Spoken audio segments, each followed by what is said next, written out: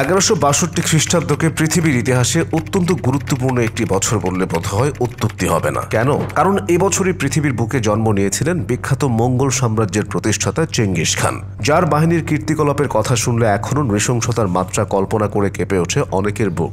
বিজিত শহরগুলোর জনগণের উপর মঙ্গল বাহিনীর ভয়াবহ গণহত্যার কাহিনী শুনে আজও নিজের অজান্তেই চোখের পানি বিসর্জন করেন কেউ বা 2-3 দিন আনমনা হয়ে শুধু ভাবতে থাকেন এটাও কি সম্ভব। কারো কাছে চেঙ্গিস খান ছিলেন বিখ্যাত এক বিজেতা, কারো কাছে আবার মানব জাতির জন্য অভিশাপ, রক্ত লোলুপ এক শাসক। শৈশবেই উপজাতীয় সর্দার বাবাকে হারানোর পর তার স্থলাভিষিক্ত হন তেমুজিন, কিন্তু এত অল্প বয়সী একটি ছেলেকে নেতা হিসেবে মেনে নিতে চাননি গোত্রের অন্যান্যরা। দিন পার হতে থাকে, বাড়তে থাকে বালক তেমুজিনের বয়স। কৈশোরের শেষের দিকে তার শারীরিক গঠন, শৌর্য বীর্যের কাহিনী ছড়িয়ে পড়তে শুরু করে চারদিকে।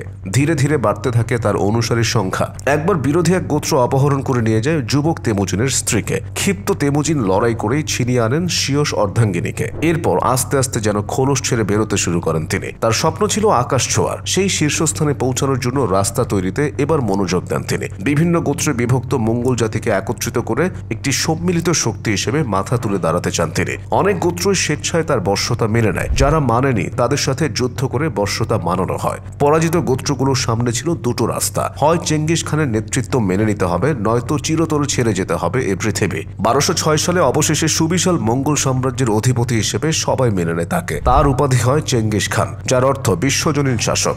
আজ আমরা যত না তার আসল নাম তেমুজিন জানি, তার চেয়েও বেশি জানি তার উপাধিটাকে। এরপর একে একে শুরু হয় মঙ্গল বাহিনীর বিজয় অভিযান। ইউরেশিয়ার অধিকাংশ এলাকা চলে আসে মঙ্গল বাহিনীর নিয়ন্ত্রণে। তার জীবদ্দশায় কারাখিতায় ককেশাস, খারেজমিয়ান, পশ্চিম জিয়া এবং জিন রাজবংশের বিরুদ্ধে লড়েছিল মঙ্গল বাহিনী। এসব অভিযানে বিপুল সংখ্যক সাধারণ জনগণ প্রাণ হারায়। তার মৃত্যুর সময় মধ্য এশিয়া ও চীনের বিশাল এলাকা জুড়ে বিস্তৃত ছিল মঙ্গল সাম্রাজ্য।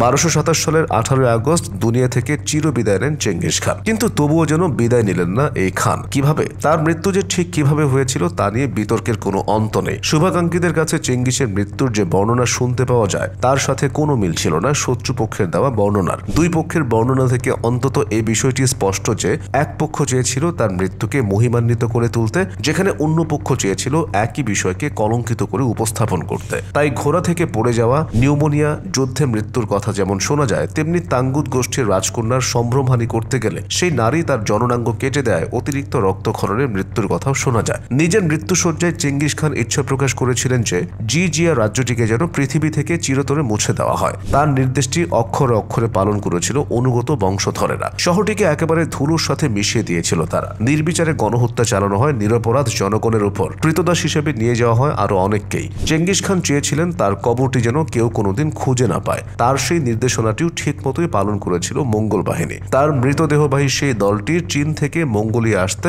সপ্তাহখানেক সময় লেগেছিল। কথিত আছে দীর্ঘ এই যাত্রাপথে যে ব্যক্তি দলটির সামনে পড়েছিল তাকেই হত্যা করেছিল মঙ্গল সেনারা। সমাধি স্তম্ভটি বানানো শেষ হলে যারা সেটি বানিয়েছিল তাদের সবাইকে হত্যা করা হয়। এরপর সেখানে থাকা সৈন্যরাও আত্মহত্যা করে। চেঙ্গিস খানের চিরনিদ্রায় শায়িত হবার স্থানটি বিশ্বের মানচিত্র থেকে চিরতরে মুছে দেওয়ার প্রয়াস সম্পর্কে জানার পরও নিরুৎসাহিত হননি ইতিহাসবিদেরা, বরং এই ঘটনাটি তাদের আগ্রহকে বাড়িয়ে দিয়েছে শতগুণ। তাই চেঙ্গিস খানের মৃত্যুর 800 বছর পেরিয়ে গেলেও আজও তার দেহাবশেষ খুঁজে বেড়াচ্ছেন গবেষকরা।